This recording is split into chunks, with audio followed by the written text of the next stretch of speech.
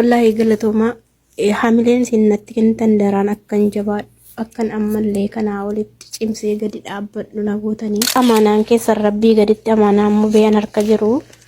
akkan ol fuudhee baadhu na gootanii waan hawaasni beekuu qabu osoma ta'uu baane alhamdulillahi rabbil alamin wantu hundinuu amma darbee jira mubeenis biyya isaa ka'ee maatii isaatiin wal argee jira qabuu jechiin ittiin isiniif ibsu yoo jiraate abaaboo adii qulqulluu kana akka wallahi waan hin jedhuun qabu inshallah guyyoota muraasa yookaan ji'oota muraasa boodatti akka nu kallattiidhaan dhufne kana caala sin gammachiifnu du'aayii keessanii nu bira dhaabbadhaa.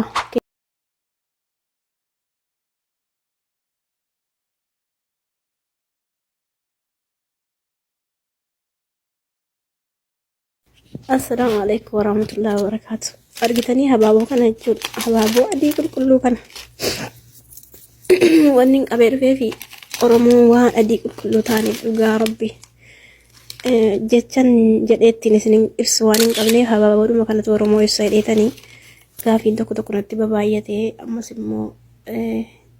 jajjabinuu manni na jabeessuu jiru natti baay'annaan viidiyoo isin dhufe viidiyoon anas bahee dubbachuun egaa yamma barbaada kana booda an nama miidiyaallee miti nama miidiyaa ta'ullee illee barbaadu garuu dirqamna fide wallahi kabajaa Oromoon mubeedhaaf qabu jaalallitiin gidduu keenyatti qabdan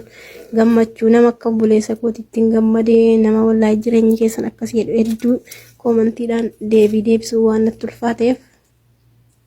gara sagaleetiin isin dhufee sagaleen kun mootaallee qabaa wallahi galatoomaa hamileen sinnatti kennitan daraan akkan jabaadhu akkan ammallee kanaa olitti cimsee gadi dhaabbadhu na gootanii galatoomaa ulfaadhaa bultiin keenya sooshaal miidiyaatti ba'uu baatus illee yeroo dheeraa tureera waan hawaasni beekuu qabu osoma ta'uu yerootti beekamuun turre kaameeraa duubaan rakkoo hamaa dhukkubaa rakkoolee garaagaraa baay'eetu darbanii wanti sooshaal miidiyaa irratti hin baane alhamdulillahi rabbil alamin wantu hundinuu amma darbee jira mubeenis biyya isaa ka'ee maatii isaatiin wal argee jira biyya ofii keessatti rakkatus waan fedhe ta'us hanga na jedhamee wanni gadi ba'ee dubbatamu irraa jira natti hin fakkaatu garuu ammoo dararaan rakkoon dhukkubni wantoonni garaagaraa baay'eetu darbanii sanuma keessa tureeti ammas footoonii fi wanti tokko tokko yeroon ani nina biraa deemnaan dabbaramee poostii godhetti namaaf haaraa ta'e malee namoota baay'een keessoodhaan warri quba qabanu jiranii warri sooshaal miidiyaa ammoo warri gammaddan warri bultiin mubeesiin gammachiisee waliin nu jaallattan irra baay'een keessan galatoomaa ulfaadhaa wallahi hamilee sinnaaf kennitan jabaadhu isin jettaniin daraan akka cimeetti hanga ergasiirraa kaaseeyyuu maaf saba kanatti gadi ba'uu dhabee akkan jedhu na gootanii jechan qabuu jechiin ittiin isiniif ibsu yoo jiraate abaaboo adii qulqulluu kana Oromoo qulqulluu akka ta'e akkasiin jaallattanuni akka amaanaan keessan rabbii gaditti amaanaan mubeen harka jiru akkan ol fuudhee baadhu na gootanii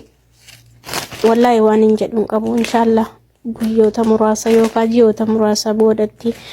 akka nu kallattiidhaan dhufne kana caala sin gammachiifnu du'aayii keessanii nu bira dhaabbadhaa keessayyuu